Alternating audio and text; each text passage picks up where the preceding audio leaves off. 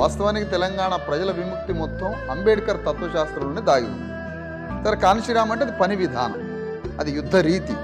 ఆ యుద్ధ రీతిలో Kanshiram a symbol of political power. Kanshiram అంటే ఆయన రాజ్యాధికారం తీసుకొచ్చింది అంటే అది ఒక వర్క్ స్టైల్. అట్లనే ఇక్కడ ఏమైందంటే సార్, తెలంగాణలో అంబేద్కర్ తత్వశాస్త్రం ద్వారా మాత్రమే, పూలే అంబేద్కర్ ఐడియాలజీతో మాత్రమే ఇక్కడ బీసీ ఎస్సీ ఎస్టీలకి విముక్తి దాగి ఉంది. కానీ ఇక్కడ అంబేద్కర్ వచ్చినప్పుడు అంబేద్కర్ని అగ్రకులాల శక్తులు ఎవరూ రిసీవ్ చేసుకోలేదు. కాన్షీరామ్ బీసీ ఎస్సీ ఎస్టీలకి రాజ్యం అని ఆయన వచ్చినప్పుడు తెలంగాణ ఉద్యమానికి నాయకత్వం వహించిన ఏ రెడ్డి కానీ ఏ వెలమదొర కానీ కాన్షీరామ్ ఉద్యమంలోకి వచ్చి స్వాగతించిండా? అంటే మొదటిసారిగా కాన్షీరామ్ తెలంగాణలో అడుగుపెట్టి బీసీ ఎస్సీ ఎస్టీల రాజ్యాన్ని పరిపాలించాలని కాన్షీరామ్ చెప్తుంటే ఈరోజు తెలంగాణ ఉద్యమానికి నాయకత్వం వహించిన ఒక్క నాయకుడు కాన్షీరామ్ దగ్గరికి ఎందుకు పోలేదు?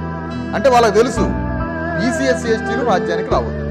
తెలంగాణ పేరు మీద వాళ్ళే, సాయుధ పోరాటం పేరు మీద వాళ్ళే, కమ్యూనిస్ట్ పార్టీ పేరు మీద వాళ్ళే, కాంగ్రెస్ పార్టీకి నాయకత్వం ఇచ్చింది వాళ్ళే, కానీ తెలుగుదేశం పార్టీకి నాయకత్వం ఇచ్చింది వాళ్ళే. వీటికి పాటలు రాసి జనాన్ని పట్టుకొచ్చింది మరి దళితులే కదా. మీరంటున్న ఎస్సీలు ఎస్టీలు బీసీలే కదా. వాళ్ళకి తెలియక అమాయకులు బలైపోయి పాటలు రాసేవాడు వాడే, డప్పులు కొట్టేది మేమే, ఎగిరేది మేమే, డాన్సులు వేసేది మేమే, గజ్జలు కట్టేది మేమే, కోలాటాలు వేసేది మేమే, జెండాలు కట్టేది మేమే, జేజేలు కొట్టేది మేమే, లారీలలో ఎక్కి మీటింగ్లకు పోయేది మేమే, పులిహోర ప్యాకెట్లకి 100-200కి మీటింగ్లకు పోయేది మేమే. ఒక దొరసాని లారీ ఎక్కదు, ట్రాక్టర్ ఎక్కదు.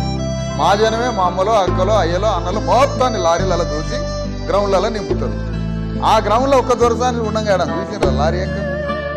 వాళ్ళు వేదిక మీద ఉంటే మీకు కింద ఉంటారు. అందుకని మేమేమంటున్నామంటే, కాంగ్రెస్ పార్టీ నాయకత్వం వహిస్తున్న రెడ్లకి, టీఆర్ఎస్ పార్టీ నాయకత్వం వహిస్తున్న వెలమ రెడ్లకి, అన్ని పార్టీలకు ఒకటే చెప్తాం, ఎస్సీ ఎస్టీ బీసీలని మీరు గ్రౌండ్లో నింపుతారు కదా, బీసీ ఎస్సీ ఎస్టీలను పిలవకుండా మీరు అగ్రకులాలతో గ్రౌండ్ నింపండి.